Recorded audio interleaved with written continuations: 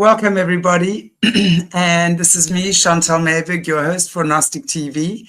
My system just seemed to have a glitch 3 seconds ago, so I'm reintroducing the show again. We'd already started talking, but hey, what can we say? These things happen. It's Africa.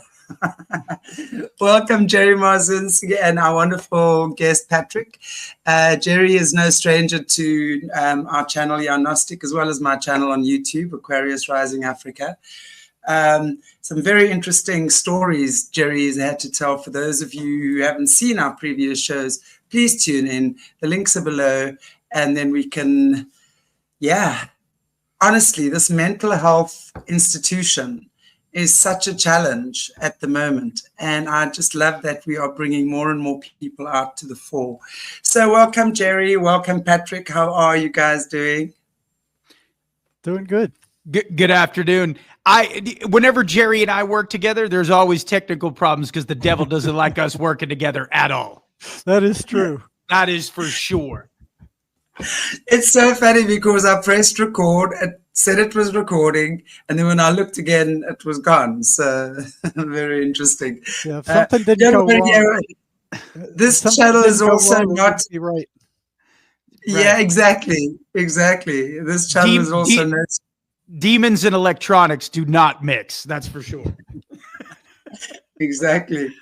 Anyway, Jerry, I'd love to hear from you. Maybe you can give us an introduction to Patrick's story, because from what I've been told, it's very, very interesting, and I would love to hear more about it.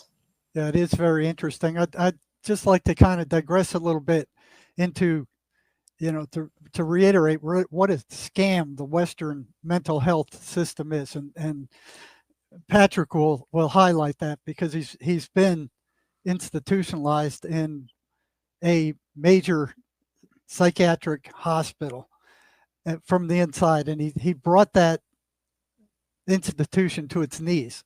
So he was virtually insane when he got in there due to using meth. And then he sobered up in there and found himself sane in a insane setting. So his story, it will give you some really good insight into some of these psychiatric institutions that the psychiatric mafia is running as hospitals. These drugs that they're using don't cure anything, they just treat symptoms. So digressing a bit back, going back to 1910, the Carnegie Foundation and the Rockefellers sponsored an infamous Flexner Report, which shut down any medical school teaching subjects outside of mainstream pharmacology. Okay, so here was the grab for money already. We want to sell drugs. We want to make money using drugs, and a lot of those drugs were formulated from petrochemicals. What they did was bought off the Congress and formulated this scam report. And then the edict that they had through Congress was so powerful that only a few medical schools survived, such as Johns Hopkins and McGill and a handful of others of these groups. If they didn't teach pharmacological medicine, they outlawed them.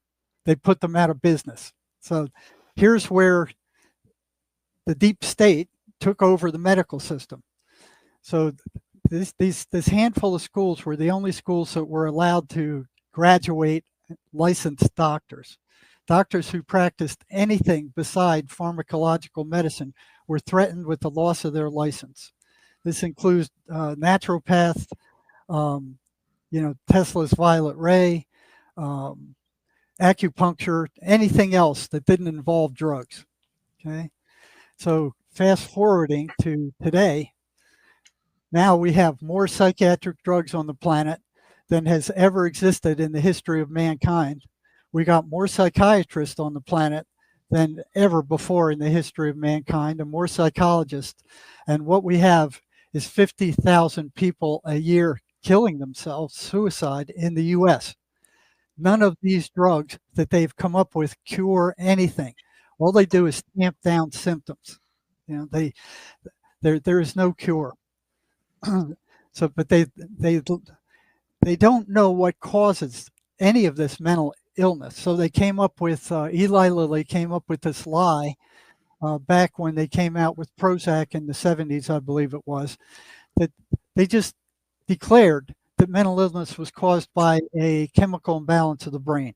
It was a complete fabrication. They had no research behind it. It was a complete lie. They pushed it to sell drugs. The educational institutions picked up on it, and that's what they're teaching even to this day. It's Oh, yes. totally been debunked, along with the genetic theory. There is no genetic basis for mental illness.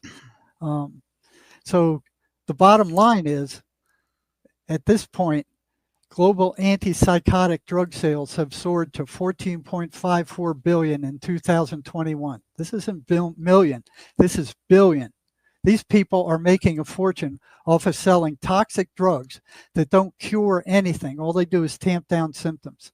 It's estimated that in 2022, their profits will have soared past $15.5 billion. Okay? Antidepressant drug market is expected to hit $15.98 billion by 2023. Right? As of 2017, over 1 million children in the U.S. under the age of 6 were on psychiatric drugs. Okay. So here's an older listing. This was from 2017. It said that more than 7.2 million kids are on psychiatric drugs in the U.S. Right? Over 622,000 are under the age of 5 on these toxic psychiatric drugs. Right? Over 80,000 are on ADHD drugs, which is Ritalin and Adderall, which are amphetamines. All right. And when I was working in psychology in the state prisons, a big portion of the population had gone psychotic using meth. All right. And here they are giving it to kids, under the age of 5. Over 38,000 are on antidepressants. These are toxic drugs. They don't work. They just tamp down symptoms. Over 389,000 are on anti-anxiety drugs, most of which are addictive. Okay, so this is the report card on the Western mental health system, and I'm going to turn this over to Patrick to let him tell you about what one of their major institutions, one of their major psychiatric institutions was like. Patrick was sent there after using meth and kind of going berserk. And then he sobered up while he was there. And he's got, like Chantel said, his story reads like One Flew Over the Cuckoo's Nest. Right? So I'll turn it over to Patrick, and I'll be jumping in from time to time here. Good afternoon. I really appreciate the opportunity to come on and tell this story. Crystal meth and drugs like it are a black witch who's extended her hand across the continent of Africa, all across the globe. Her tentacles go from Europe, Asia, and certainly here within the United States. And when there's a crystal meth crisis, there's a mental health crisis because the drug literally drives you mad. It was walking a fine line of insanity and spirituality the entire time. Just for a background, I grew up in an alcoholic home. There was a dark mental illness present in that home. I suffered childhood trauma, and I became a teenage alcoholic. And I started experimenting with drugs like Adderall, Ritalin at a very young age, probably around 14 years old.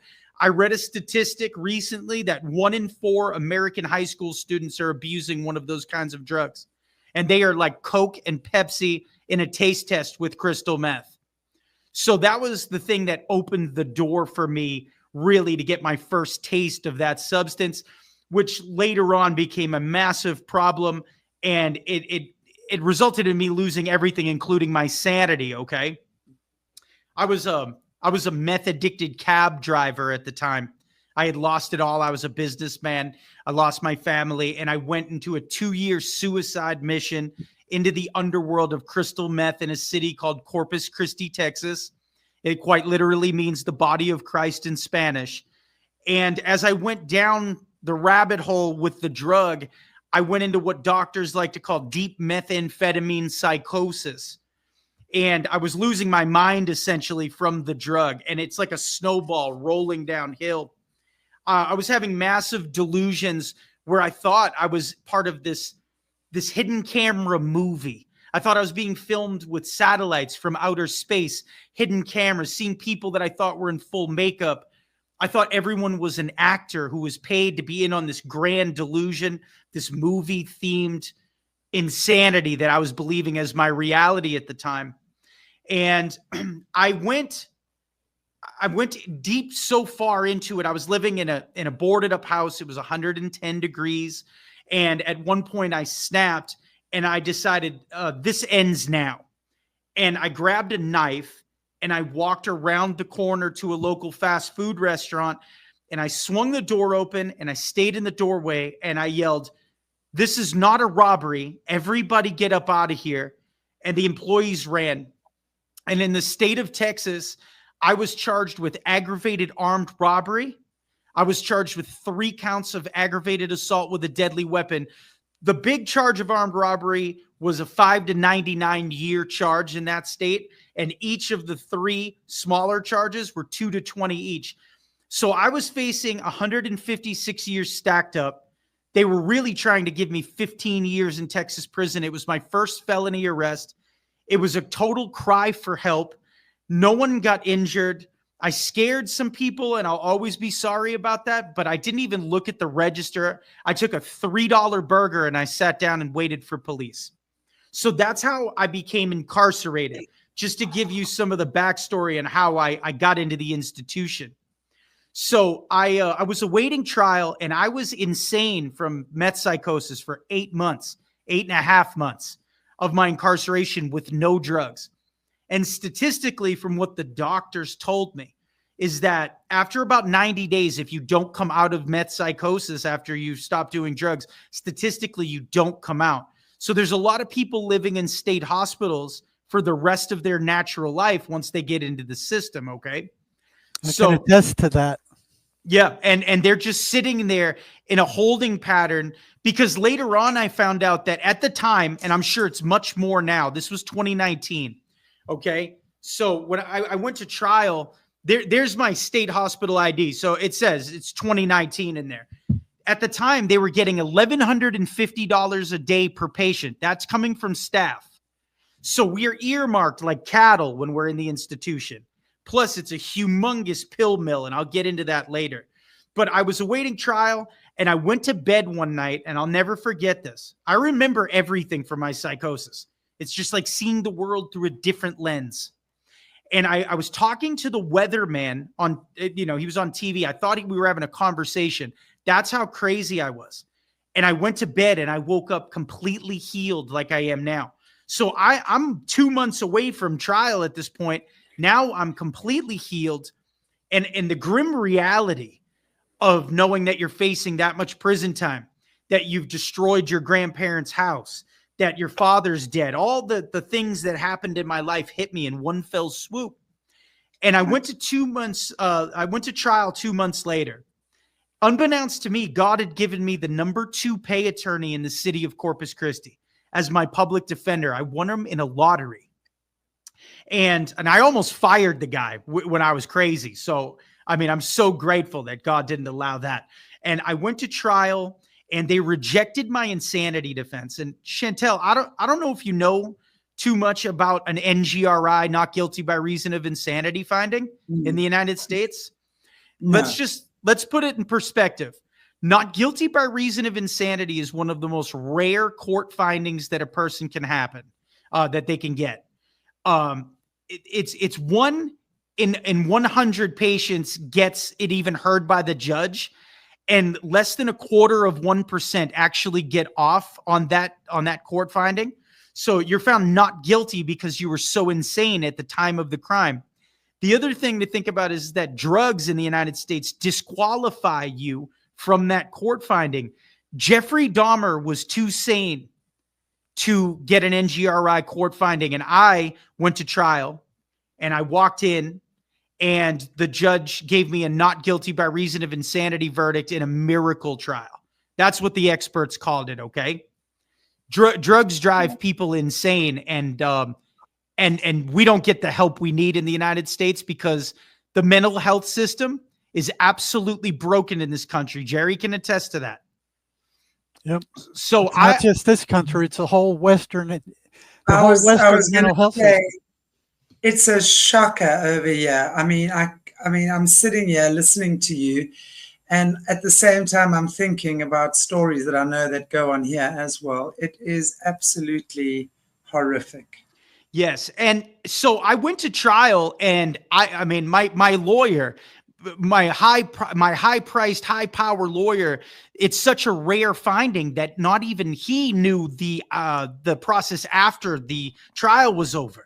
So I went back to my cell, and he told me, you'll be home in 30 days. You're going to go to the state hospital in Vernon, Texas, and it's a maximum security. Okay. And he said, you'll be home in 30 days after they do a safety evaluation, because now I was completely healed. He even told me, he said, you're not crazy, because you're going to go up there and they're going to see you're fine. You're going to come home. So I waited about 30 days. I had beaten my case. I'm a free man with no criminal record. I only have one little hump to get over. I got to do 30 days in a mental hospital. I'm going to go up there and eat some pudding. I'm going to watch some TV. I'm going to come home. Okay. That's what I thought was going to happen. So I'll never forget the day that the bus came for me. They called Durkin B&B. I went and grabbed my things. They took me down, and we took a 10-hour drive from Corpus Christi to Vernon State Mental Hospital for the criminally insane in Vernon, Texas. And I drove up there, and when we pulled up, I wrote about this in a chapter in my book. This is a book I wrote called Fire and Ice, the Meth Bible. It's on Amazon.com. It's on audiobook. There's a chapter in here called Dark Days, Asylum Nights. It could be its own movie. It's one of the longest chapters in this 716-page book that's based on my life, and it's for a reason. When I got to the state hospital system, Vernon maximum security looked like Mars. I call it Mars. It had razor wire. There was gun towers. And you get inside, and they give you, your HIV tests, hepatitis C. I mean, after being a drug addict in life, that is horrific. Just the first 10 minutes you're in there. And you go in, and it's really, I find out it's a place in the Texas penal system for people that are too insane for prison, basically. So I get in there, and it's and the inside looks like a hospital setting. There's the couches with the green patent leather. It looks like you're in a doctor's office. So this is a bird's eye view that not many people on earth can really describe, because when I was in there, I was already completely healed. I was totally cognitive. They called me high functioning, but I was just like I am now. Okay. So I'm in there, and all of a sudden I actually wanted to just ask you, if you don't mind, just to preface this.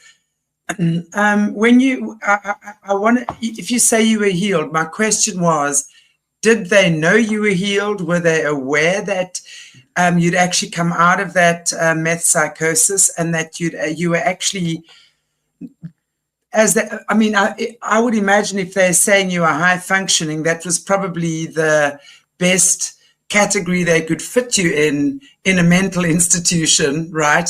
With the fact that you had to be there. So I'm wondering if they knew you were fine, absolutely cognitive when you got there. Well, let's put it this way. I'm going to put up my air quotes, because my defense attorney knew, and I knew that I was healed, but the court system did not. And they called it a mistake later on. But really, I believe that God put me there for a big purpose. I got a miracle court finding. I was in open court talking about methamphetamine use for 2.5 years before the crime. The psychiatrist, I told them, a forensic psychiatrist deemed me not guilty by reason of insanity, but the healing took place in between the time I saw the doctors and the trial, and nobody knew I was healed. So I got off on an insanity finding while I was completely sane. So I went to the hospital. They think that I'm totally insane when I get there. Okay.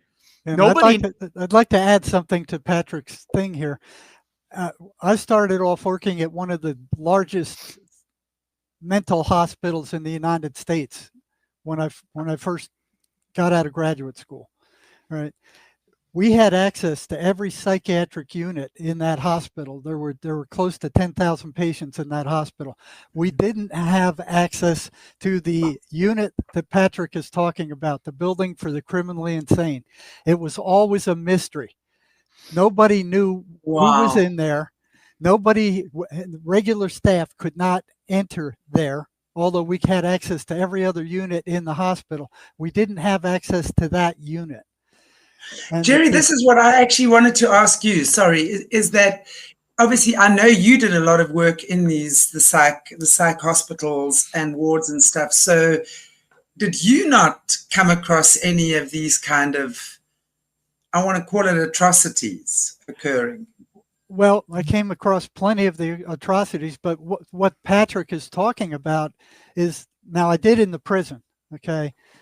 Right. There were some in the prison who were, like Patrick said, insane when they got there, and they remained insane. They never got out of it. Yes. But what Patrick is talking about, the building for the criminally insane, so these are people who are crazy, who committed dangerous crimes against society. So sure. They wouldn't even let us onto that unit. Right. It was a very mysterious place. I always wondered what was in there. The only time I heard of a patient who was there was an airline pilot who had a delusional disorder, and he was flying jets, and he believed that his wife had turned their son into a homosexual, and he murdered his wife. That's the only case I've heard about that came out of there. The staff in that place never came out to eat at the central kitchen with the rest of us. They were mysterious. This whole building was mysterious. Nobody knew what was going on in there or what the patients were like in there. So this view that Patrick is telling you is a story and a view that virtually nobody gets to see except the staff who work there, or people, and a lot of people never get out of there. Okay, so the view he's giving you is very rare. You know, the average person would never ever get to see what Patrick is about to describe to you. There was, let's just go day one, first 5 minutes on the pod where I entered. I saw a man's nose crushed, and in Vernon, what they do is it's called a restraints policy hospital. It's maximum security. So in a restraints policy hospital, they keep, I called them the rhino darts. They were in the fridge behind the nurses station. The nurses station, I'll paint a picture for you. The pod is looks like a hospital room, bunch of benches. There's a couple of TVs. It's totally co-ed, men and women. Okay. This is inside Vernon. There's a nurses station that's surrounded by plexiglass, protecting them from the gorillas in the zoo. I mean, really. And then behind that nurses station, there's a fridge. So when that man crushed the other man's nose, it was just a trivial fight that turned violent. They come around, they'll give you one chance to calm down. And if you don't, they stab you in the meat of your neck. They plunge you with a cocktail of 3 different drugs. And I've seen people, they hit the floor immediately, and then they get pulled into a restraints chair. And Jerry, you know what that is. They strap your hands and your feet, and it's a wheelchair that bends backwards, and they wheel you into a padded room, and someone sits in there with a clipboard. These people are out for a minimum of 5 hours. We're talking Thorazine, a high dose of Benadryl, and another cocktail in the drug in the cocktail. But they are out, and I've heard stories where a lot of people do not make it after getting that substance, and they stop breathing. I mean, all kinds of stuff. People die at Vernon. That's from what I've been told, while I was in there. So day number 2, just to paint a picture of how crazy it really is. I was on nighttime meds where I only got meds for nighttime in jail. And I remember they called me up. They said, Durkin, noon meds.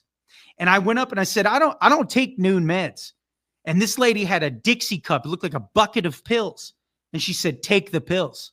And I knew they meant business. They don't mess around. You're taking the pills or you're going to get them in an injection form. And I was a 46C. If I refused any medication and they were given to me in the injection form, minimum 6 months more evaluation on the back end. Okay. You have to comply. You have to be a model prisoner. They call them patients, but you're really a prisoner. So I pretty much was forced to take this bucket of pills. About 30, 40 minutes later, I started drooling incessantly out of the sides of both of my mouth. I felt my heart racing. I couldn't even walk. If you've ever seen The Walking Dead, the zombie that's crawling on the ground, I was crawling back to the nurse's station from my bed, begging for help. And they just dragged me back to my bed and threw me in the bed. No medical attention at all. I felt like I was closer to death than any time. I've done every drug known to man, and that was the most scared I've ever been. I thought I was going to die right then and there. Have you any idea what it was that you were given? I don't know, but whoever those pills were must be out of their mind, because that was the most insane drug experience of my life. But I know that a lot of the side effects cause buckets of drool to come out of your mouth. This is like your everyday drug that's on the menu for a lot of these people in here. Jerry, what would that be, though? Jerry, from your perspective, what drug would that be that has that effect on? Because what you're saying here to me is it does nothing other than shut down everything. Yes, it's sedates, and that's what I mean. This is a modern day. Of course, what Patrick is describing is one of the worst populations that you can have. But this is a modern day state psychiatric hospital run by the psychiatric mafia that all they do is dish out drugs. They called it state of the art, Jerry, when I lived there. Yeah. Yes. That is their state of the art. State of the art. So let's paint the picture of what this is, right? Like Seroquel, Trazodone, all huge, choices, right? Haldol. Yep. And then they're giving you prescription meds that counteract the side effects of other prescription meds. There's a doctor waving their pen behind the scenes, making millions and millions of dollars. And they're just dosing people. They were always switching my medication. So I was there for 2 months, 2.5 months at Vernon. Okay. And I had to go through this thing called the Danger Review Board before I could be stepped down to a lower security hospital. Vernon had its own restaurant where you could order a cheeseburger any way you wanted. 2 movie theaters, popcorn machines, and then you've got people walking around. It literally looks like a zombie movie. This was just to keep you comfortable enough to stay docile. And I was in there with true blue serial killers. One lady had put her toddler children in a bathtub and stood on top of a piece of plywood as they fought for their life. She was intimately involved with a man behind those walls who killed 10 prostitutes from Louisiana to Texas. He killed them all and stuffed he killed them with a bowling pin and stuffed birds in their mouth. That was his MO. They actually had a baby behind the walls of Vernon. I was there. I watched it. There was debauchery. Patients having relationships with female staff breaking HIPAA, and they were telling me what all of these other people's crimes were. So I knew where I was. I mean, it was the most insane situation possible. And here's the kicker, and Jerry will back me up on this. I was there in 2 different state hospitals. I never, not one time, ever saw a doctor come out onto the floor and speak with patients. There was no like personal one-on-one therapy for people who are very mentally sick. So this is what your day looks like. You get up and you have breakfast chow. Immediately after, you have breakfast time meds, morning meds. You watch TV from about 8 o'clock or 7 or 8 o'clock in the morning till about 11:30. Then you have lunch. Then you're dosed with noon meds. You watch TV from that time until dinner. Then you have nighttime meds. There is no help for people within the state hospital system. And it's not just Texas. It's all across the country and all across the globe, because these places are set up as farms where people are earmarked like cattle and they are poisoned. And I was on 9 medications while I was at Vernon, okay, at one time. So I passed the Danger Review Board. I'm now a model prisoner, because if I step out of line, if I raise my voice in any way, if I show any aggression, my chances of getting out are slim to none. Not to mention, they make so much money off each person. I want you to picture 7 or 8 buildings. There's probably 40 people on each pod. You're talking about millions and millions of United States dollars per day. Okay? Never mind the medications that they're pumping out. Jerry, how much are they getting for the prescriptions that they write from the pharmaceutical reps? Oh shoot, it's somewhere close to $900 a month just for one.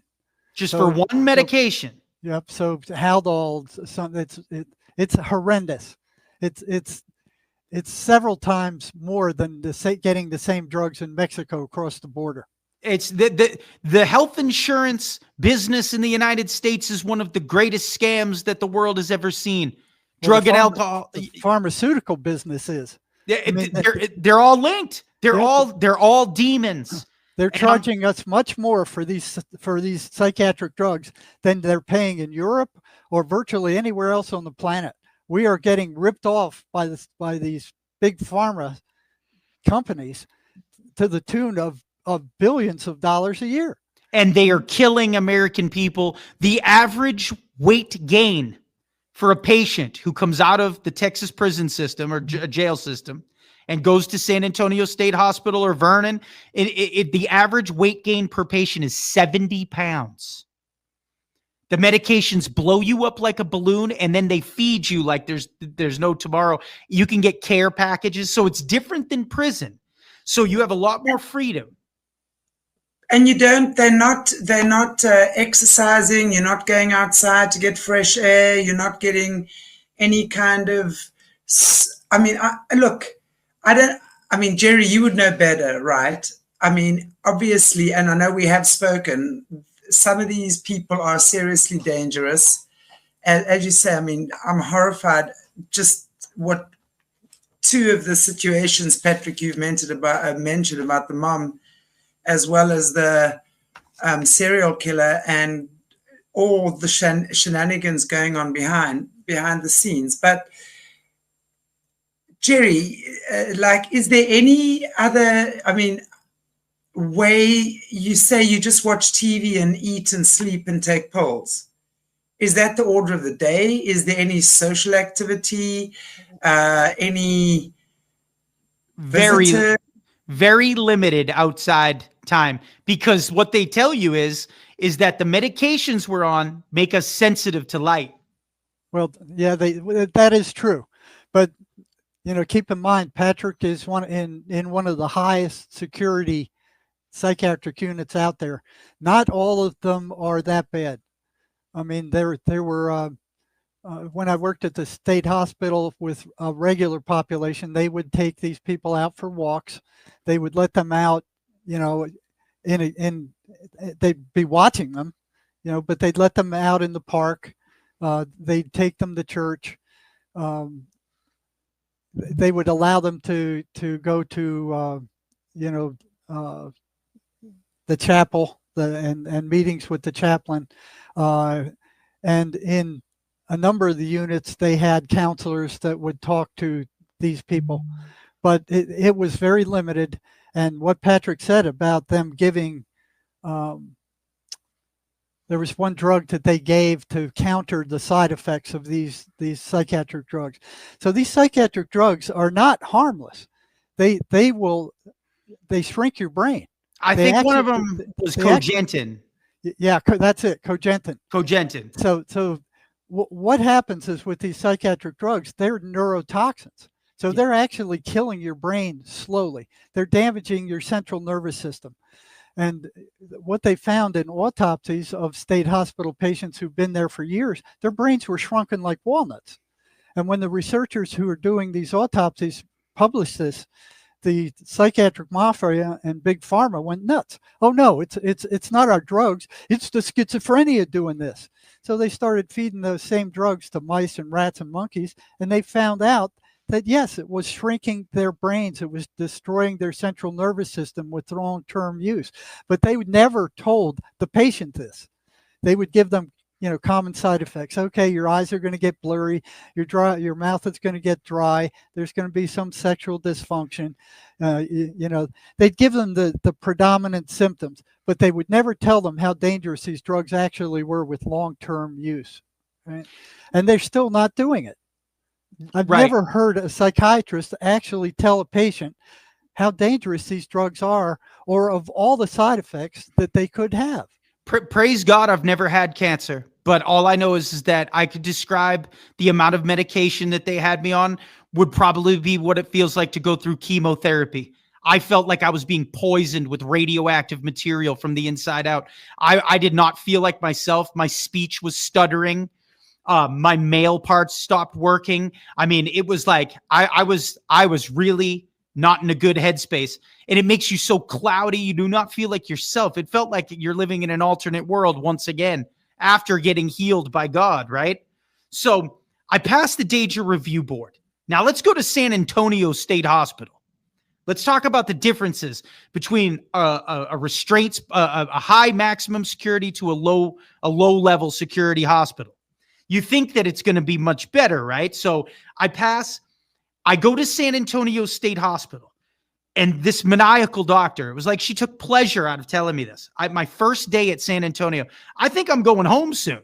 She sits me down. She goes, Mr. Durkin, what do you mean 30 days? I've already been there 2.5 months. And I didn't say anything because I'm like, okay, it's got to be over after the danger review board. She goes, what do you mean 30 days?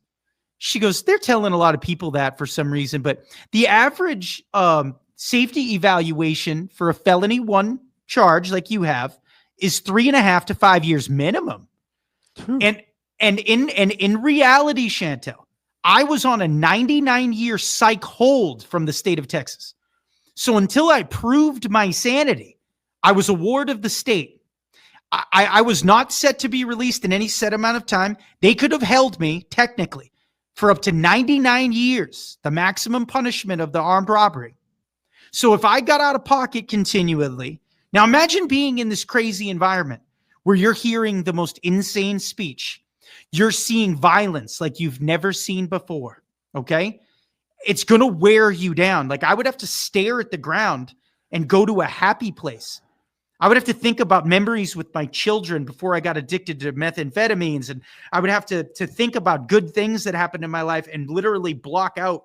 Someone will sit down next to you and start talking about child abduction in China. I mean, they're just absolutely out of their mind. They're very sick people. And I was completely sane. So I go to San Antonio State Hospital, and it's supposed to be a no restraints hospital, which means that if someone was beating another patient up, for instance, if they put their hands up when staff came, the staff could not touch them. They would be, in fact, charged themselves if they touched the patient, because we have a thing called client's rights in the state of Texas, okay? So they give you a little book. No one is sane enough to read this client's rights handbook. So they just give it to you, make you sign a piece of paper that you got it. I kept mine. Thank God. Because I started looking into all the policies of the hospital.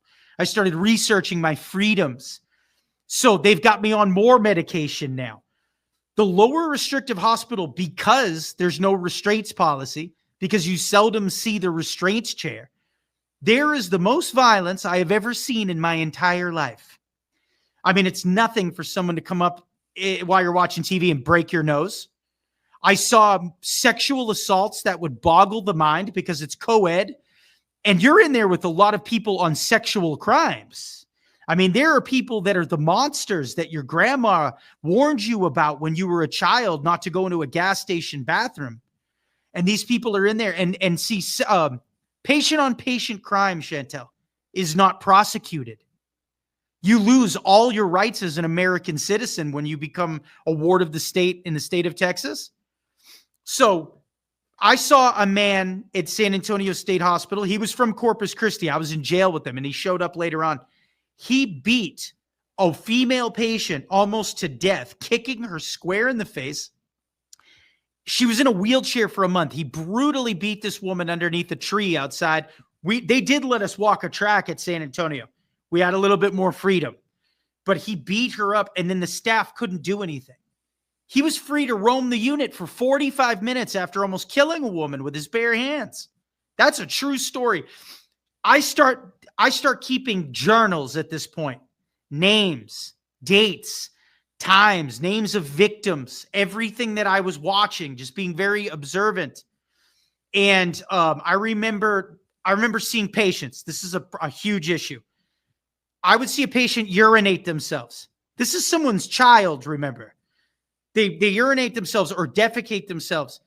And because clients' rights in the state of Texas, they can't force you to change your clothes or take a shower. People living like that for 90 days in soiled clothes. So my mom started sending me care packages. And she started sending me a lot of like chocolate and chips. And she put money on my books. And we had a canteen like jail. So I started stockpiling all of these goods because they were like cash within the system, right? So I'm in there. And one day I went into my doctor's office. He was my lead doctor. My male parts stopped working. Like, I just knew that there was an abnormality, one of the side effects from the many medications they were drugging me with. And I marched in his office and I said, this is the final straw. I said, I'm not taking these medications anymore. And he said, Mr. Durkin, why should I take you off medications? Everyone's on medication.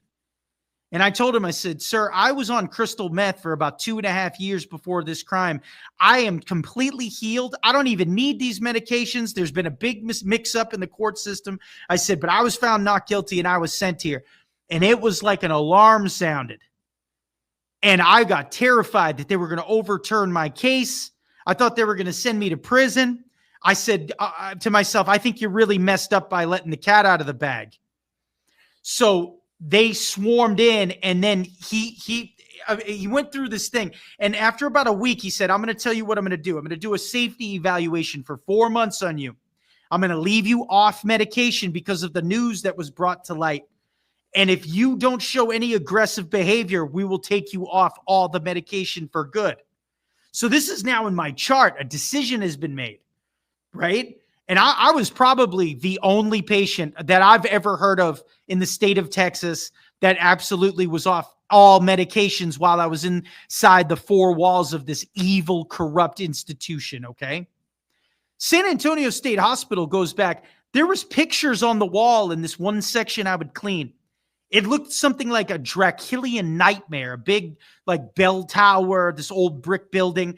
These pictures were of patients that were staring blankly into the nothing. And I'm in there working in this section where there's these old pictures.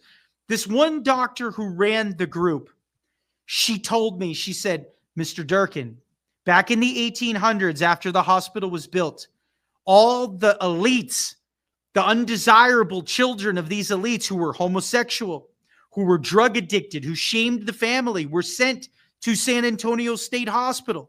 So San Antonio and surrounding areas, richest people were sending their shameful children they're not even mentally ill to this hospital. This is a doctor telling me this. And they would take a steel hook this long with a little tiny, it was like a steel pole with a little hook on the end.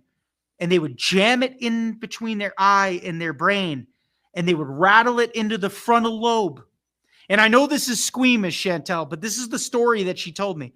And that's how they would do lobotomies back then. And I was looking at the ghosts of these people in these pictures that were literally slaughtered, but still had heartbeats. So this is the poisonous roots of San Antonio State Hospital. Well, and it's all over the country that way. All over the country. They had a lobotomy mobile. The psychiatric mafia did.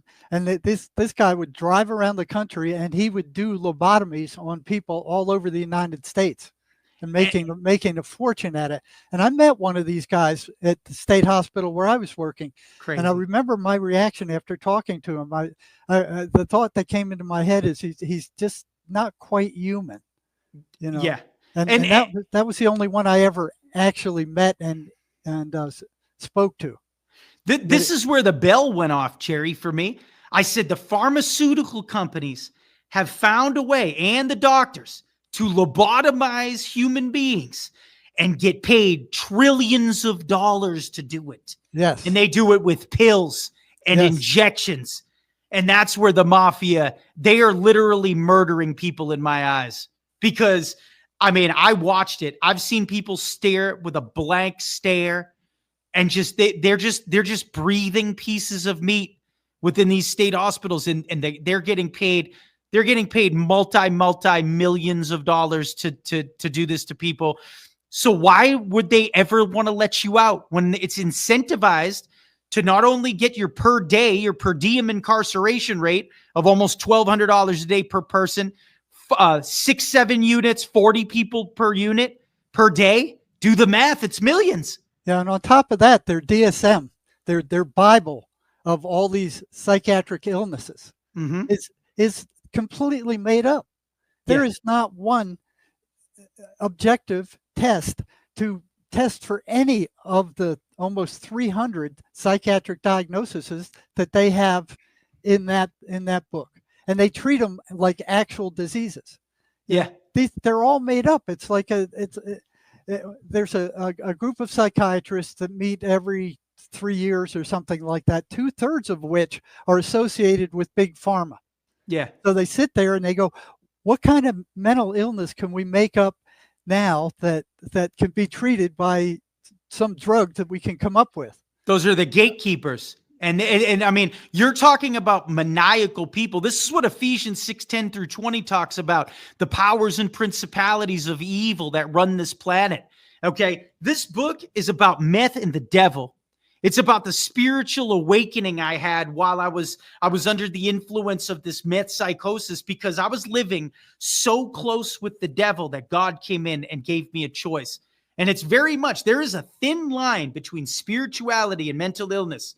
There really is. And Absolutely. I believe meth opens, methamphetamines do something chemically to the human brain that open the doors to the supernatural world, and it lifts the veil between the two. Yep. That's why people are seeing shadow people and demons, right, Jerry? Yep, I've seen it. I mean, there's not another drug that I've seen more prisoners go psychotic on than meth. I mean, they would go. The prison is full of them.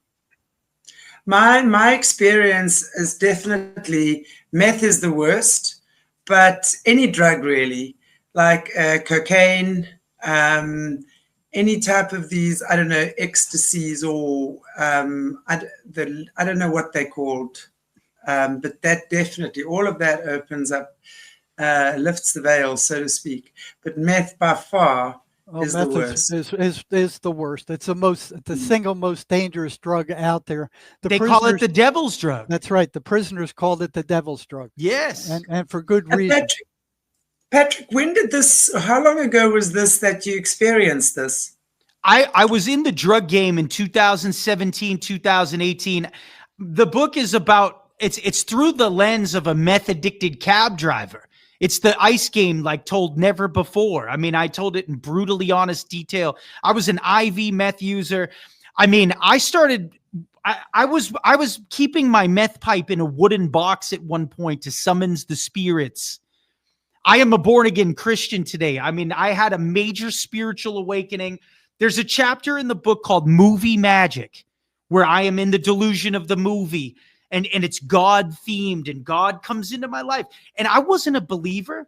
I could feel the flame of the Lord Jesus Christ's Holy Spirit sitting on the bed next to me. Butterflies in my stomach so deep I was vomiting. God starts empowering me while I'm on drugs and crazy. And it was like I was the lost sheep that Christ talks about, that he chased down way out in the field. And I give him all the glory for my story, okay? Because he came into hell to get me. And now I'm healed from all of it. And I'm in the institution. And by the way, I was an IV meth user using needles off the floor of my trap house that homeless people used. I had no bloodborne diseases of any kind, no HIV, no hepatitis C, all glory to God.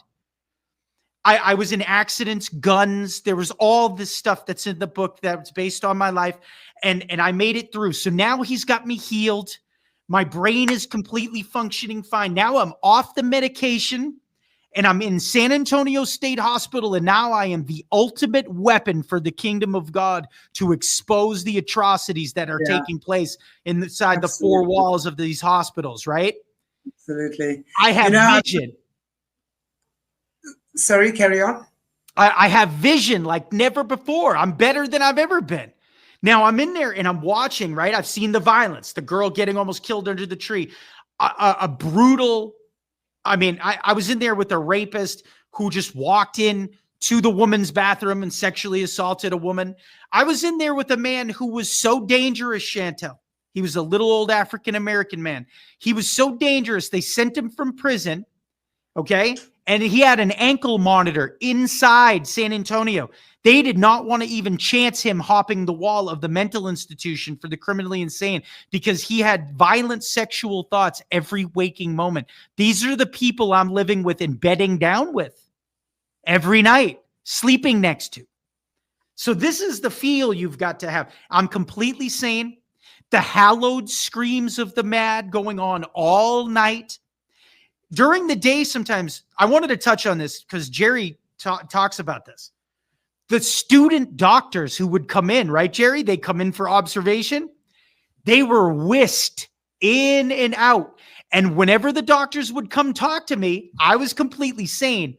God gave me a heart for justice when I had my spiritual awakening. They were scared of me because I was so normal or high functioning. They would always have staff sitting there with the student doctors who were questioning me.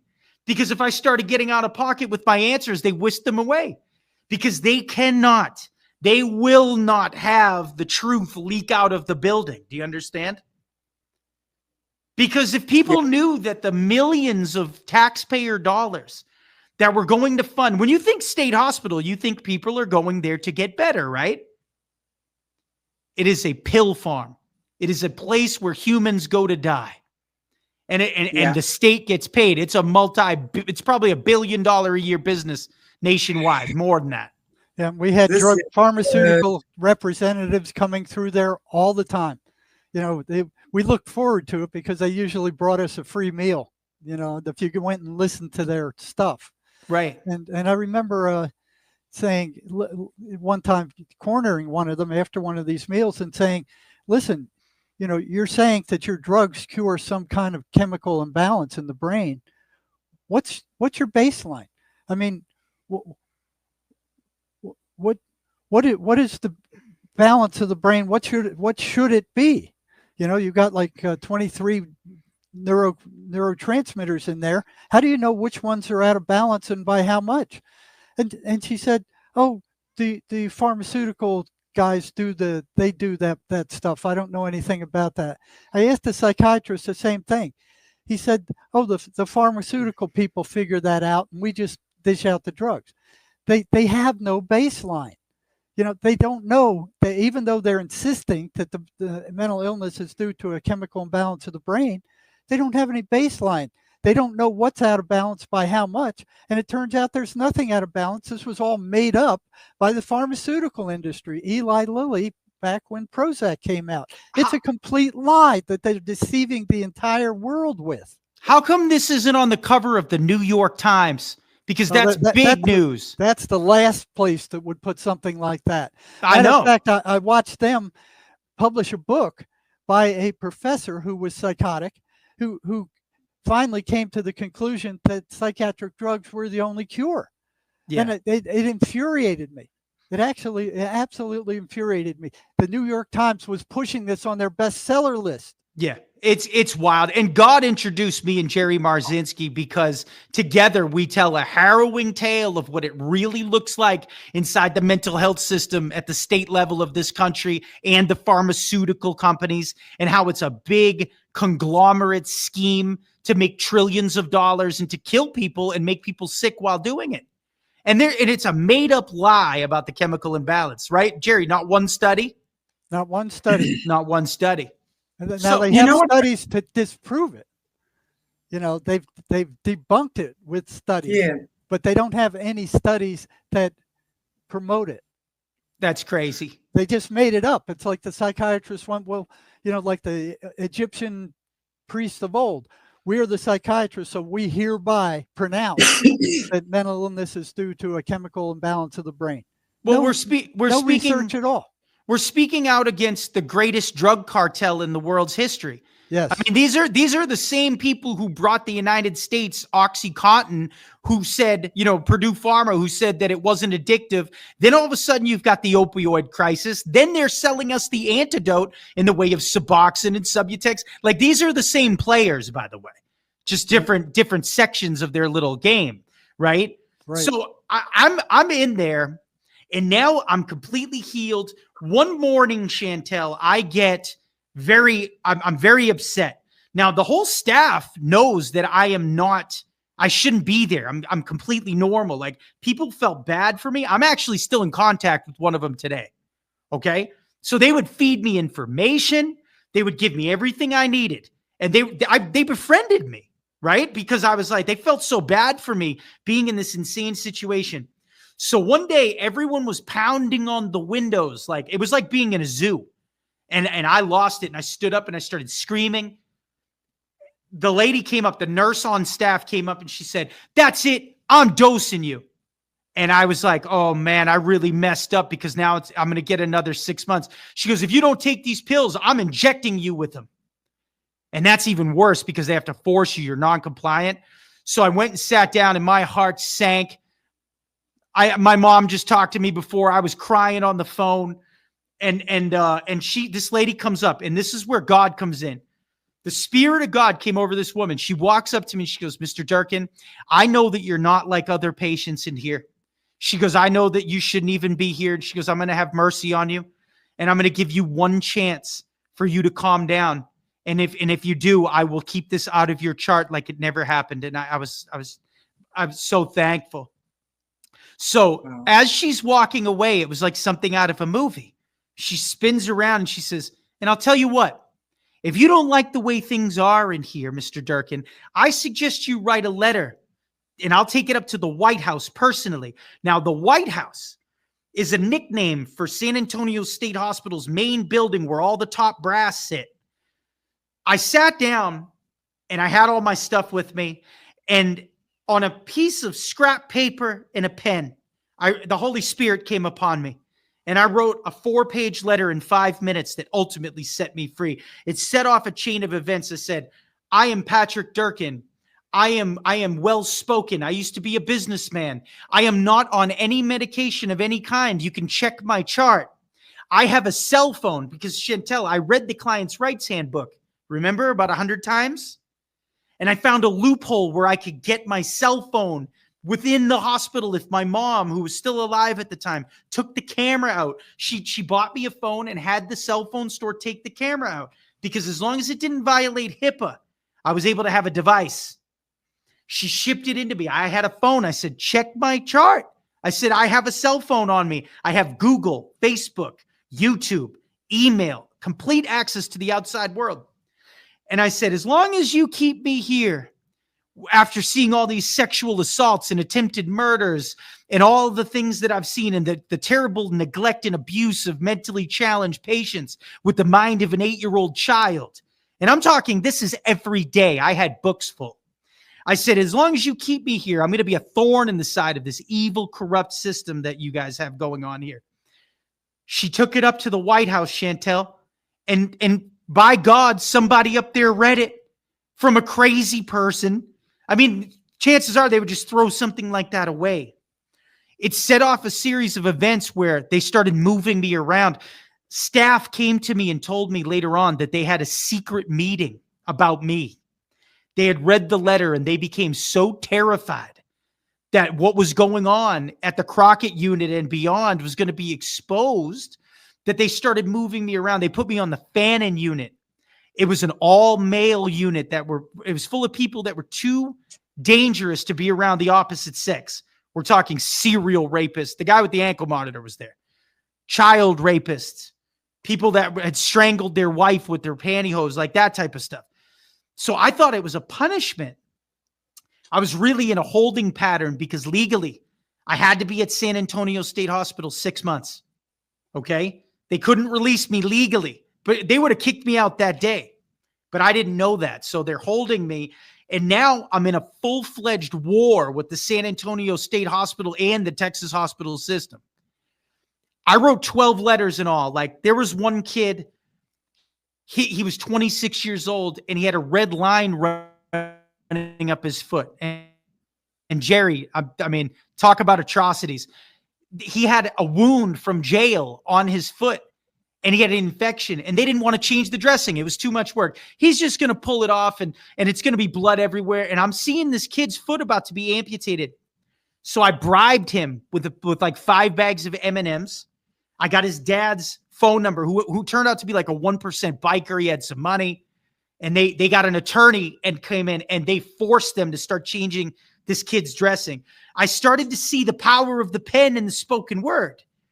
And I started to see that if every time something happens, I become a problem, not only are we going to become a champion for the people and a voice for the voiceless, Chantel, that we will also secure my release.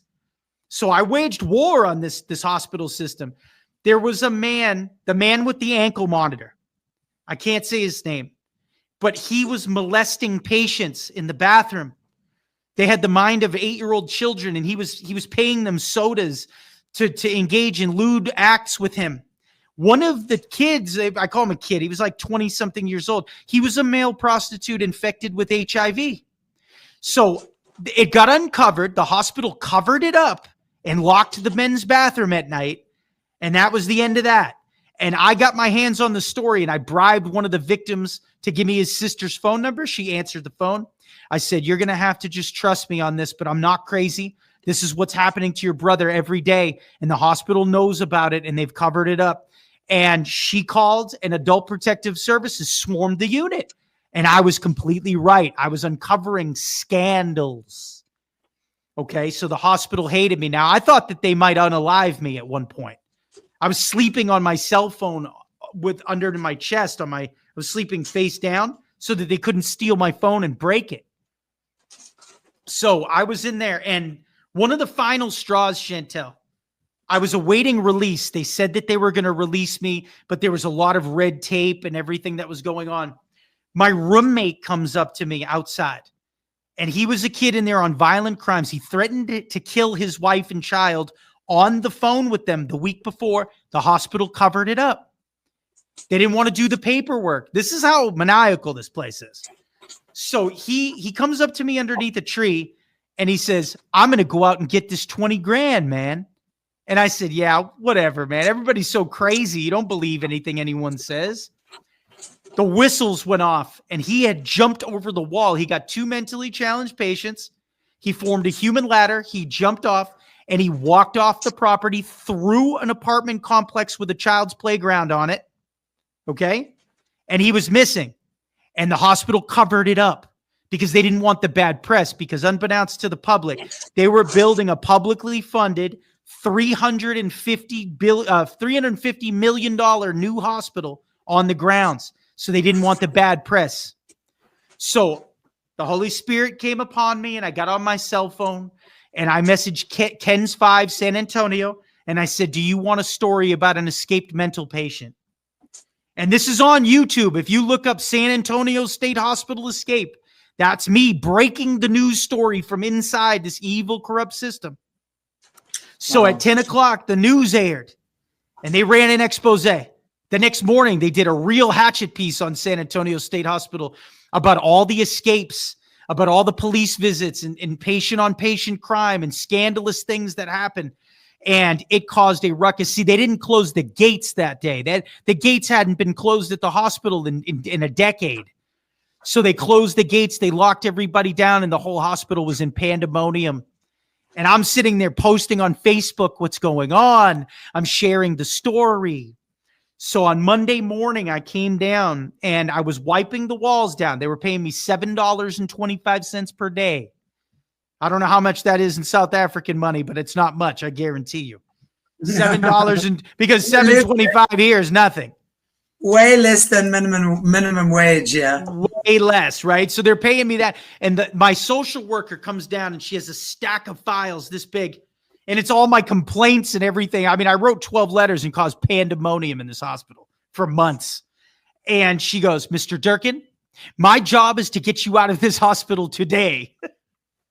So they actually ended up about a month later giving me a ride home, Chantel, and which they never do. They dropped me off in downtown Corpus Christi, Texas. I think I'm the only patient in Texas hospitals history, of the system's history, that didn't have housing set up. They just want to be gone so bad. They dumped me on the street and said, good luck. They released me homeless with a duffel bag full of dirty clothes. And I'm a completely free man with no criminal record. And my lawyer pointed to this drug treatment. He said, you normally would have to see a psychiatrist for the rest of your life if you're found not guilty for insanity. I had a miracle where he went into court the day of my release and he said, we're not going for this. That was the Friday before.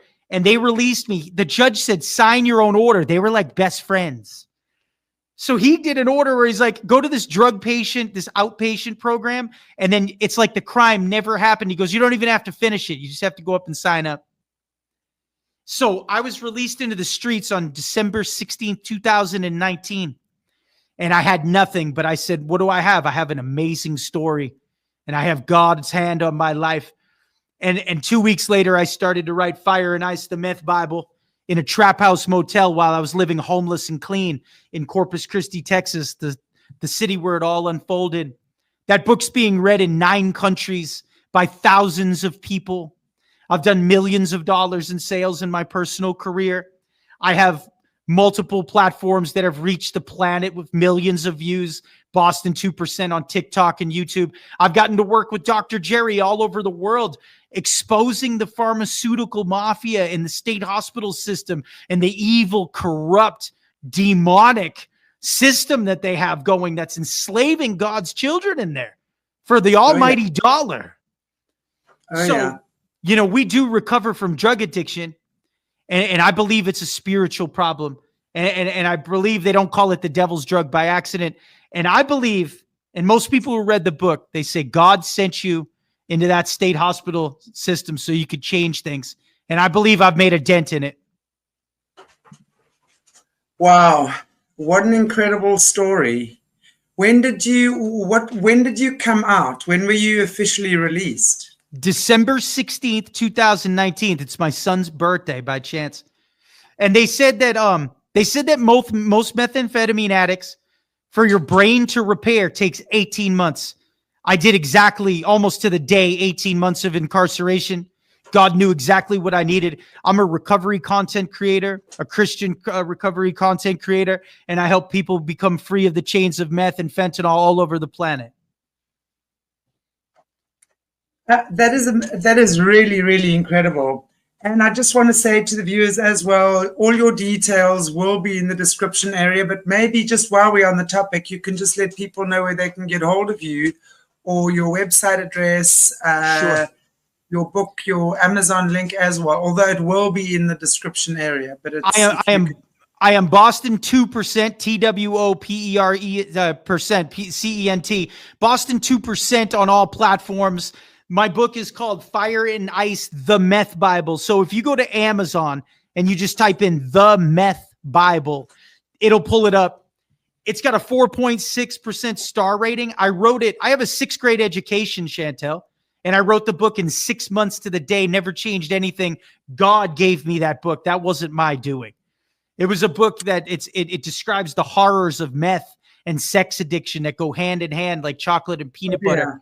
About mental illness, about the demonic, about how meth is witchcraft at its highest level. It's about demons. It's about Satan. It's about how God comes in and rescues his children, no matter how far down into Hades you may have gone. It's not only the drugs, what I've experienced. It's drugs, music, and sex. Yeah. Because a lot of that stuff starts off going to clubs, and obviously the music, they'll start off, they don't necessarily start off with meth. They'll start off with some type of, let's say, what are these things called? The party drug? Designer drugs? Like ecstasy. Yes, ecstasy, stuff like that. Yep. Yes, starts like that, and cocaine and what have you. And then obviously, because I've actually researched that as well. In part of my healing career, for 2 years, I was working a lot with that, right? And they start, oftentimes addiction starts off habitually. So you might have a party on a Friday night and take an E, right? Or an ecstasy. Next Friday, you take 2. Next Friday, you'll try cocaine and 3 ecstasy or whatever, because obviously you're chasing that first high. That's the thing with the drugs. You know, I'll never forget seeing a quotation in one of our Sunday papers many years ago. And it was also a recovering heroin addict, I think he was. And he said, the first hit is 1,000 too many, and 1,000 hits is never enough. Chantel, do you know how bad the crystal meth problem is in South Africa right now? Very, very, very, very I watched the analytics of my TikTok platform and where I reach people, and South Africans are watching. South Africans are voicing their opinion, and the devil of crystal meth is conquering South Africa right now. It's been for a long time, Patrick, in the area that I live, right? I live in one of South Africa's prestigious holiday areas, right? Yeah. In the town next door to me, which is one of the most prestigious holiday areas, that's where they have the biggest crystal meth problem with the young, especially the youngsters. Right. And, you know, like, I mean, crystal meth is a physical drug, but it is a different animal. I remember I was an alcoholic and drug addict since the time I was 13 years old. And I didn't get into methamphetamines until I was 34 years old. Okay. And I remember thinking at one point, I thought alcohol was a monster. This thing is a whole different beast. And it had its black claws into my throat and I could not stop. And it really is the devil's drug. I mean, we're talking about stories from the book that are absolutely true. Let's just put it this way. You're seeing sparks shoot 3 feet out of the stove. You're hanging out with card readers. You're hanging out with people that are doing witchcraft, Satanists. I mean, there's all this underground meth counterculture full of sex, meth, and the demonic. I mean, and that's what the book is about. And I mean, I just showed it and told it like it is. Maybe I'll come on your show again and tell a more detailed, you know. I would love to. Yeah, I would be for us to definitely continue this conversation for sure. Jerry, are you good with joining us again? Sure, I'd be glad to. Jerry, yeah, I love you for always, because of Jerry Marzinsky and our friendship. We have reached the nations. We do shows in the UK. We do shows. We did one in France. Remember, Jerry? Like we're getting this message out about big pharma and the mental health system are in cahoots, and they've got sick people in the crosshairs, and they're trying to make more people sick because they're attacking children, aren't they? Yep, they are. They're pushing their drugs on everybody. I think it's like 25% of college students are on some kind of psychiatric drug right now. They're pushing it on anybody who will take it. But you know how it also works is because obviously, as you say, it's the devil's drug. So these drugs are well forced in from the satanic communities, right? And then certain kids are placed in the schools. Certain kids who have been trained literally since birth to be in the system, right? And they've gone through it, horrible stuff that we often talk about here. And then they would be placed in the schools, and the kids themselves, these kids, and they influential kids, they'll be popular. They'll be, they'll have some type of magnetism. And then these kids are also sent to corrupt, literally, the other kids as well. Get them to try weed first or, whatever it might be. And then so they get taken, obviously, more and more and more into deeper. That's how the kids are drawn in. Yeah. It's very spiritual too, Chantel. You can look this up. I talk about this in the book. The cartels and people within the United States will pray. Well, they will pray black masses spiritually over the batches of ice before it's shipped across the border and gets shipped to trap houses all over the country. Santa Muerte, the black angel of death in the Mexican community, they pray for protection. That's who the cartel prays to. I mean, it's wild, the stuff that you uncover. And now the People's Republic of China, we owe them 938 billion with a B.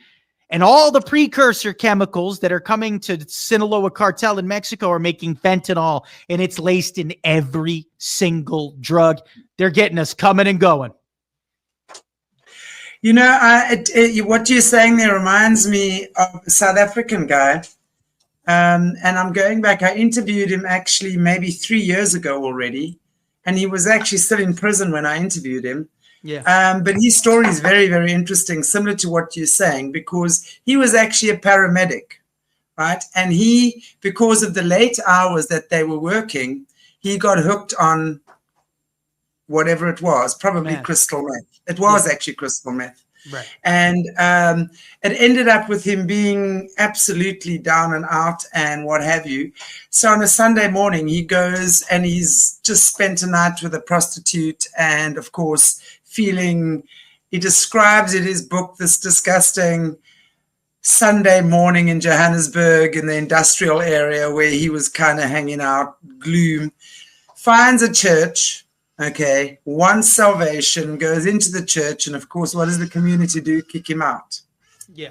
So the first place he then goes is to the local pub, where he is spotted by this guy who approaches him, and very well dressed and everything, and offers him the best crystal ever.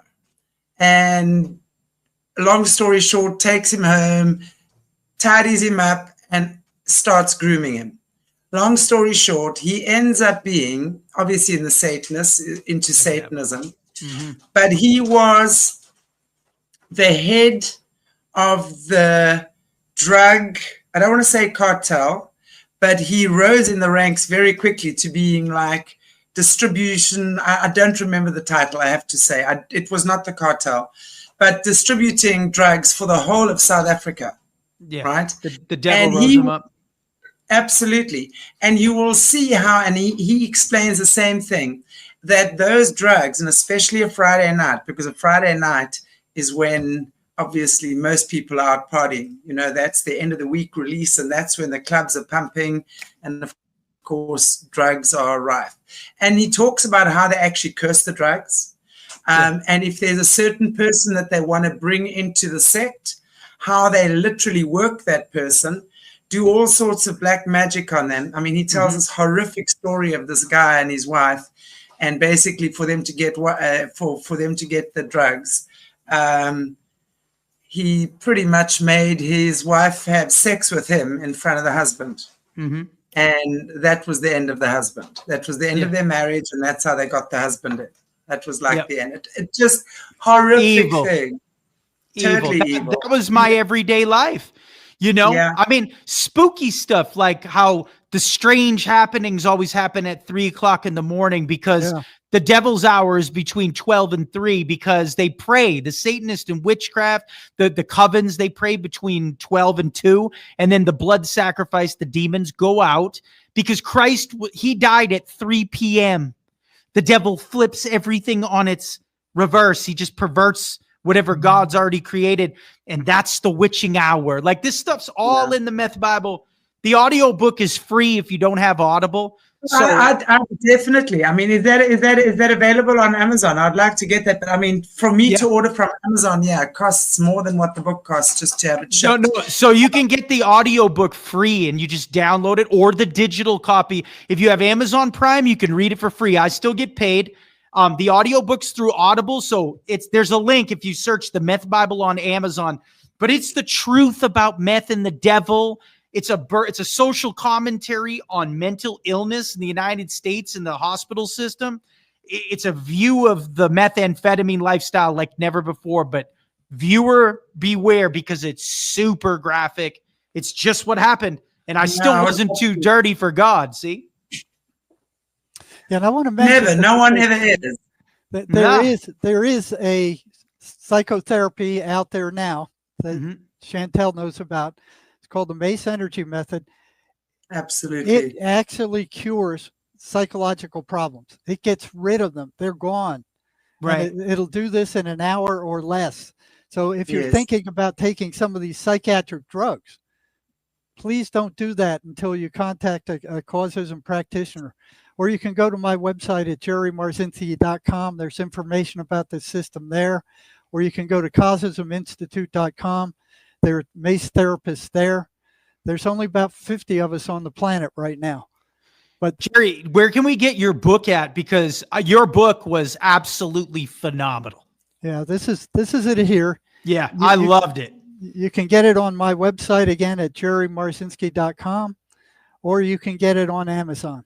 Okay, this will tell you how we came to the conclusion that the voices that schizophrenics are hearing are not hallucinations, as the psychiatric mafia says. These things are demons. You know, Jerry, the story about the crackling electricity in the wall going into the waste paper basket from the book.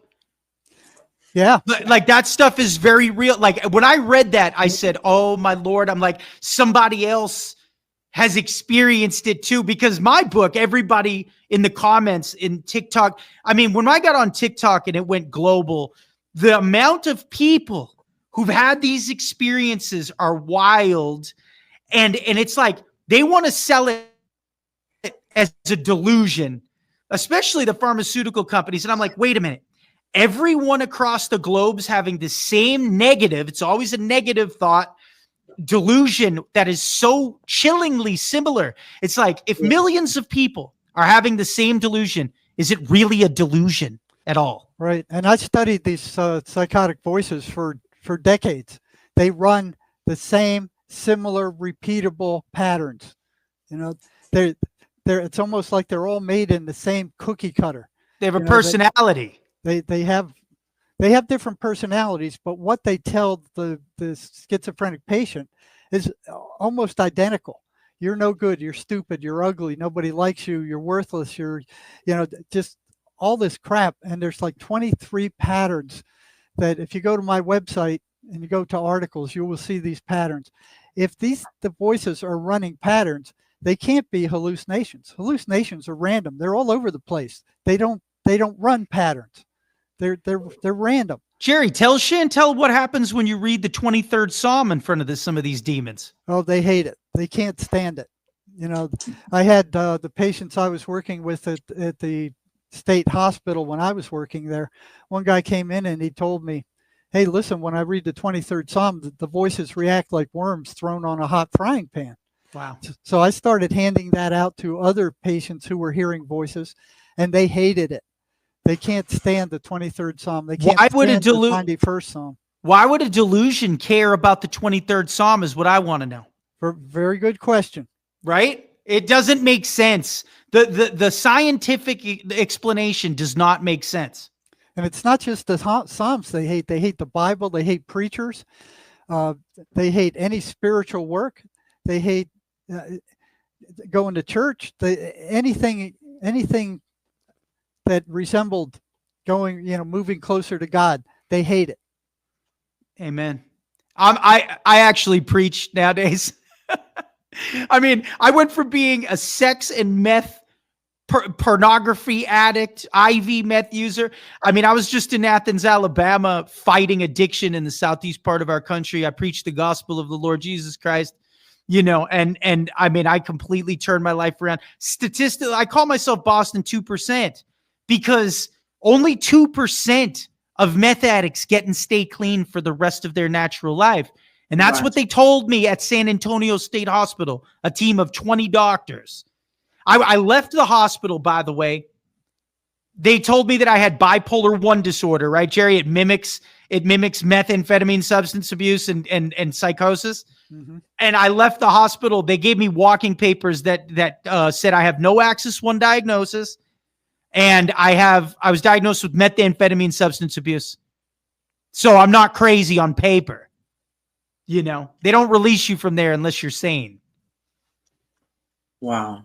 Yeah. What an incredible story, Patrick. And I'm so glad, all throughout you, when you started saying, I'm a great believer that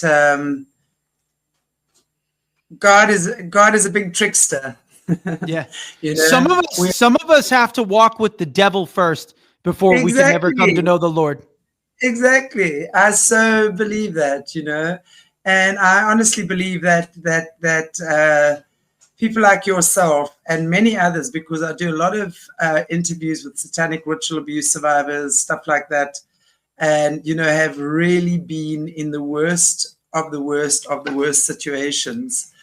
And these are the people that are coming out now, telling their stories, amazing healers. I mean, they become the best healers. And, you know, a healer comes in many different forms. You know, it doesn't have to be, it's really just talking, just sharing, understanding, loving, compassion, empathy. You know, these are the qualities that are healing people. So have you ever heard of a shamanic crisis before? I wouldn't say I have, no. It's like what the shamans go through. They go through a mental break, okay, where they experience things. Look up shamanic crisis. They go through death. It's like a mental death. They have like a mental health crisis where they would be thrown into a mental institution today, right? But in their culture, what they do is, instead of medicating them, a shaman who's been healed and has been walking in their calling takes this younger person in and nurtures them while they're crazy. And when they come out the other side, they are the healer for the village. Exactly. Because you're going through something in the mental. It's such a spiritual world, Chantal. It's spiritual transformation, because only through us experiencing, life is an experiential journey. Mm-hmm. If we don't experience these things, it just becomes theory, and then we can just like sitting on our soapboxes and chat about things that we've only learned about at universities. Bottom line is, you know, when we ourselves experience these things, we come through it and we find our own healing. Obviously, every person is going to experience that differently. And this kind of stuff cannot be done without the alignment, the blessing of God. I have worked with people as well, you know, and especially when it comes to forgiveness of fathers, after being satanically abused their entire lives, only through the grace of God and by understanding certain real understandings, which I can't really, it's too much to go into now, right? But can they come out of that and experience full forgiveness and understanding how the will of God has really been at play in their worst times and how God has always been there? And then that recognition, and then the understanding of why they chose, they had that sacred experience, that sacred contract with God before they were born into the body, right? Because you would have already had that agreement with God. God would have said, I need you to, or need somebody to go down, and you go, send me, here am I, right? And of course, so we remember that. And when we start remembering that, and you can only remember that when you are in full alignment with God or your divine creator, source, whatever people choose to call God. It doesn't make it a different God, by the way. It's just a different name for people. And that's what I'm saying. So with that understanding, spiritual healing takes place. And when the spiritual healing takes place, the emotional healing starts taking place, which then mental healing starts. It's symbiotic.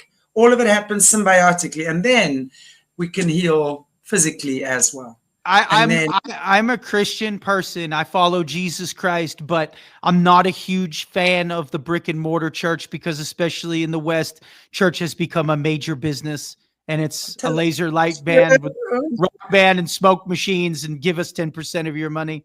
You know, it's so much more than that. You know, when we start talking to, again, the satanic ritual abuse survivors, you see just how many sacrifices happen right there underneath these churches. And when you look at how these buildings, the churches are built, and the symbolism they use, you see exactly which secret brotherhood lineage, whatever it is, they all belong to. It's crazy. I used to be a Catholic. I was watching your episode last night about that topic.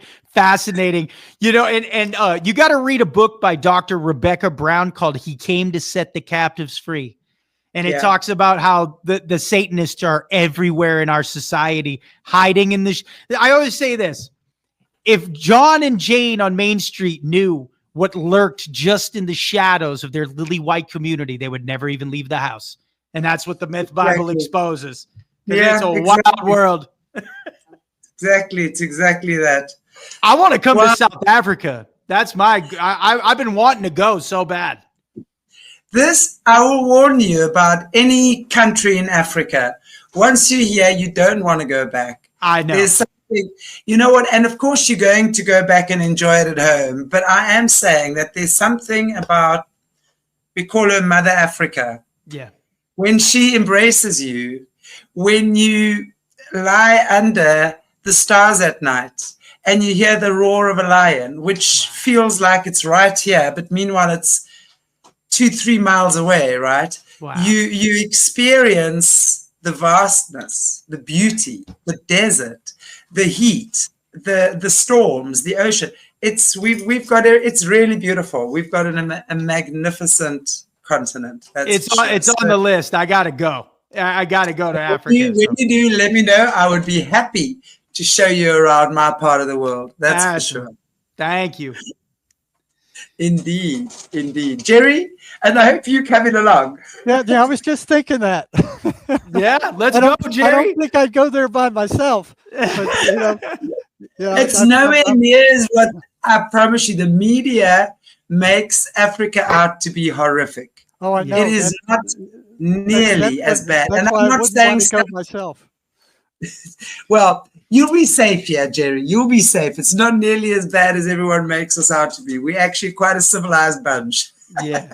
Well, Patrick, maybe we'll do that. I'm ready, man. I would love to take that trip with you, Jerry. That'd be an amazing. We document it, shoot the whole thing, make a movie, whatever, a documentary.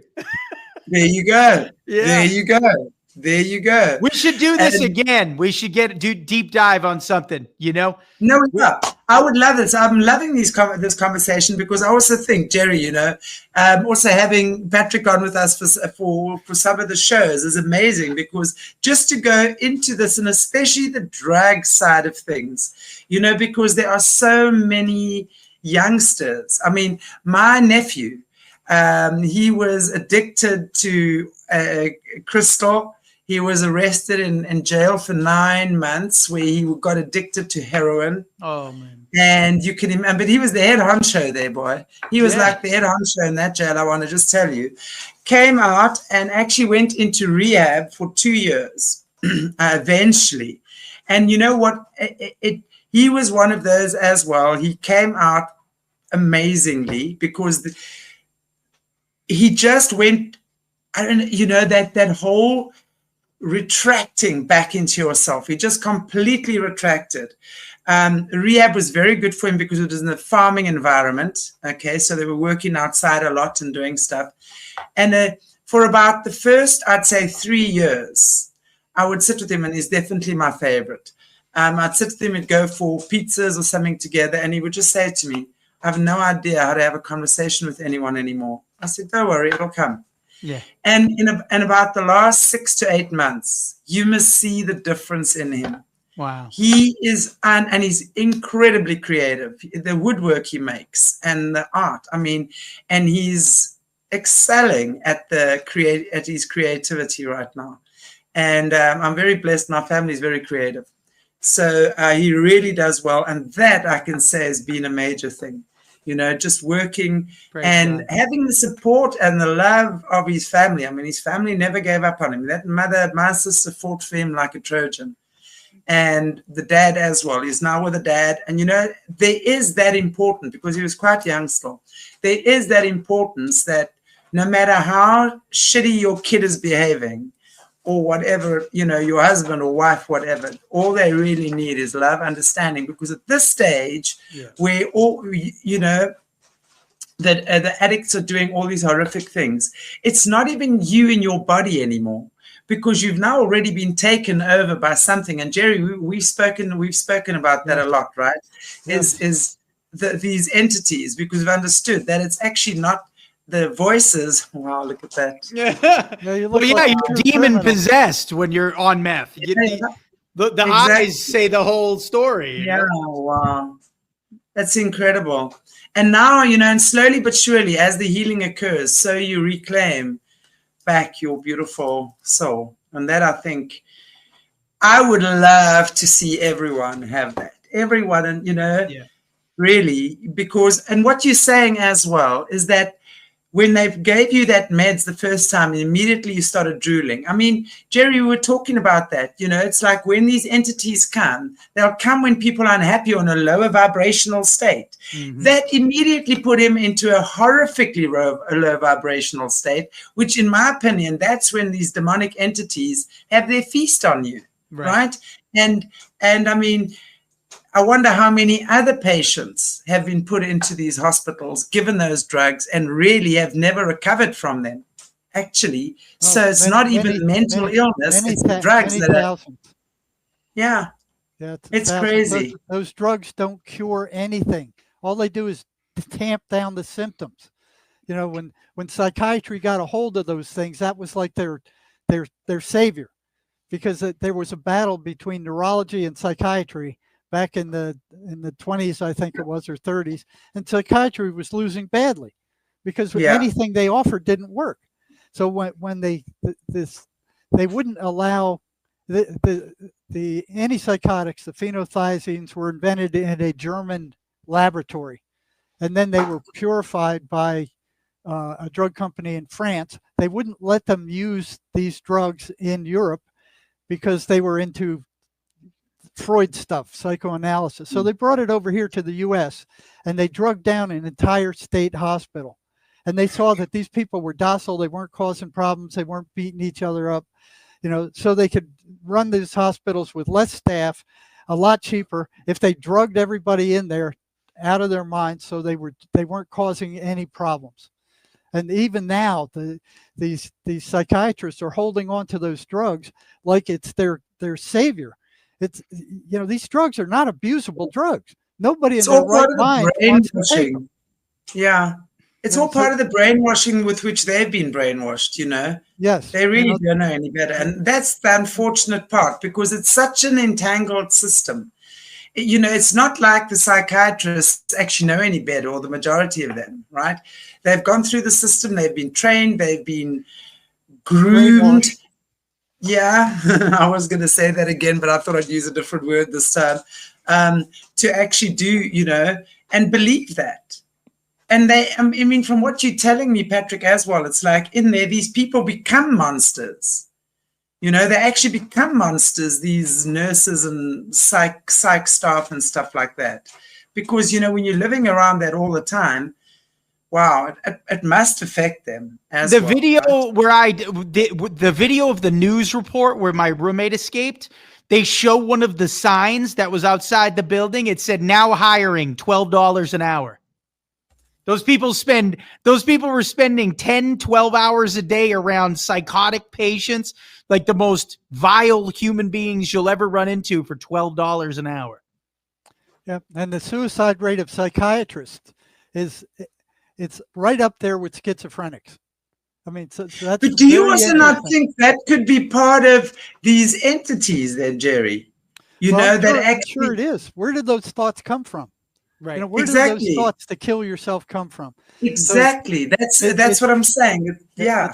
It's very interesting that the suicide rate of schizophrenics, which is 3 to 5 times that of the normal population, and the suicide rate of psychiatrists are neck and neck. They're right up there as some of the highest suicide rate populations there are. I don't think that's a coincidence. I don't think it is. No, either. That's not a coincidence. It really doesn't take much to connect those dots at all. That a grade 0 child can see.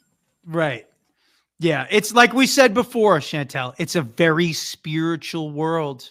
Yeah. And the veil is very thin, and it's all connected. And all the evil and all the good are all connected, on separate sides. So it's like we got to pick if we're going to choose darkness or light every day. You do. And they don't ever ask, where did these thoughts come from? You know, the schizophrenics are always having negative, volatile, nasty thoughts. You know, they don't understand that those thoughts don't come from them. These thoughts come from these demonic entities out there who can insert these negative, nasty thoughts into your thought stream. And they don't just hit schizophrenics; they hit us all. Everybody gets these thought insertions that are negative. Exactly. You know, and psychiatry and psychology never ask the question of where do thoughts come from. They don't come from the brain. Nobody's ever found a thought in the person's brain. Exactly. Wow. Well, I definitely look forward to us continuing. I'm just looking at the time, and we had a really great conversation, and it's gone on longer than what it usually does. And I'm so happy, Patrick, that you've joined us today. And again, if you wouldn't mind just telling us where people can get hold of you, again, your website, the name of your book. So I am Boston 2%. You can see it on my screen right there on all platforms, YouTube, TikTok, Facebook. You can get the Meth Bible by searching the Meth Bible on Amazon.com. You can get the audiobook free with free trial through Audible. It's on the Amazon link. So just search the Meth Bible on Amazon.com. Fantastic. And we'll have all the details in the link below as well. Jerry, any closing thoughts from you? And you can also just tell people where they can get hold of you again. Well, they can reach me at my website at jerrymarzinsky.com. There's information there about the MACE energy method, the psychological therapy, the cutting edge stuff that actually cures psychological problems. It doesn't just, you know, you're not just talking and talking and talking. This is a new cutting edge energetic psychotherapy that actually works. Right. Very little talking, which is great. It's amazing, actually. Yes, the therapist the therapist doesn't even have to know what the trauma is you're working on. Exactly. You've had some experience with it, Chantel. What was your opinion? It was amazing, and that for me was incredible because, as you said, there's no talking. One would usually think that when you go to see a healer or someone, you got to talk and talk. That's not at all. You really just you ask the right question, or you actually just give the right. I don't want to say orders. It's not orders. What do you give? You instructions.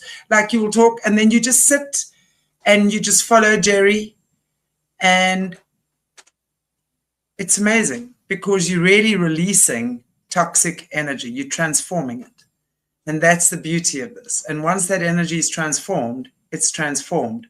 It's not going to come back again. That's exactly right. You're working with energy. Thoughts are energy. Feelings are energy. You know, your mind runs on you're a spiritual being. You're an energetic being. And pouring drugs on the brain does not cure anything. It's like pouring drugs on a magnetic field and expecting that magnetic field to disappear. They don't work. This method does work. Yes. Then you can get JerryMarzinsky.com or CausismInstitute.com. Either way. Jerry's details will also be in the links and description below. And I want to just say thank you so much to you two gentlemen. I've been very, very blessed to be surrounded by two very smart gentlemen here this evening. And it's always fantastic to have these conversations and exposures. And Patrick, I look forward to having you back again and to do some further deep dives, and especially I think that the topic around drugs, especially because it's such a big thing, you know, is really important that we can maybe do some further deep dives into that. And well, I wrote the book about meth, so I'll come back anytime you want. There you go. I'm sending you all my links for my socials and the book and everything as well, okay? Fantastic. Fantastic. Look forward to that. Yes, ma'am. Okay, everybody.